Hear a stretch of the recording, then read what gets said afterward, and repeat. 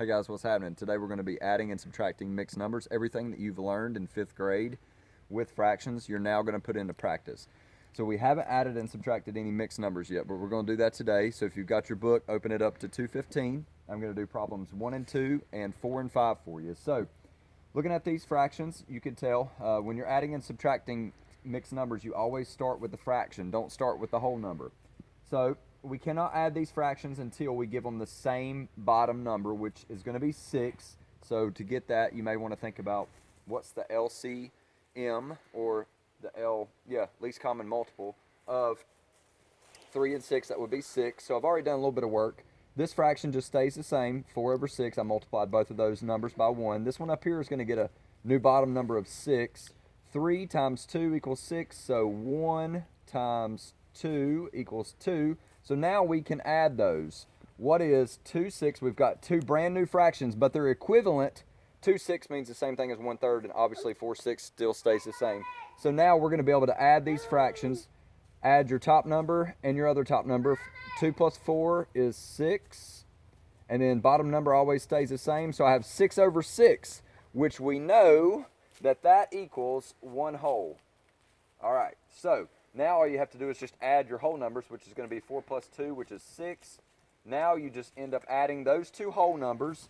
6 plus 1 equals 7, and that is your final answer. If you have 6 and 6 over 6, that's not the best answer. This will give you, once you change that fraction, 6 over 6, to 1 whole, that's going to give you your better answer of 7, okay? Now, let's jump into another one. 4 and 6 are our bottom numbers, and they are not the same. And this time, both are going to change. So what is going to be the least common multiple of those two? That would be 12. 6 times 2 is 12, and 4 times 3 is 12. So that's going to work. And so now you're going to multiply the top number by 2. That's going to give you 4. And then you're going to multiply this top number by 3, and that's going to give you 9. So now we can add this up. We are adding up the two fractions, 9 over 12 plus 4 over 12, which is going to give us 13 over 12. Something very interesting about that fraction is it's an improper fraction. So you're going to change that by dividing. How many 12s go into 13? 1. How many are left over? 1. So that fraction, 13 over 12, has now become 1 and 1 over 2. Just don't forget to add these whole numbers, and when you add 7 plus 5, you get 12. So what is now 12 plus the other one whole number? That would give me 13, and then this fraction, 1/2, stays just like that. So your final answer is going to be 13 and a half. Now, let us try a couple of subtraction problems, 4 and 5, on the same page. Hopefully you can see that there. I got started with those a little bit. Again, if you have any questions, please let me know. I'll be happy to answer them. Bottom number is going to be 10 for both of those, because we have 9 and a half, and we have 2 and 3 over 10. So this is going to stay 3 over 10. This is going to change, and we have 2 times 5, which equals 10. So what's 1 times 5? 5. Now we can subtract. What is 5 minus 3? That gives me 2 over 10. That fraction's not done yet because it can be reduced. And then 9 minus 2 is 7. So if you have 7 and 2 over 10, that's good. But let's go ahead and shrink that fraction. We can shrink it by dividing both numbers by 2. And that's going to give us 1/5. So your final answer should be 7 and 1/5.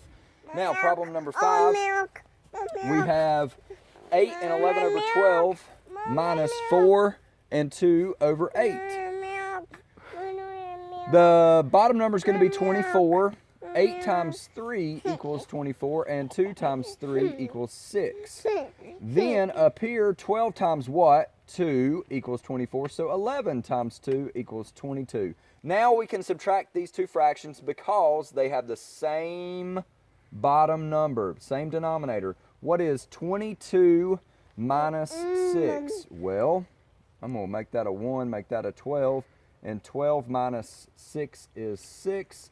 1 minus that gives me 16 over 24.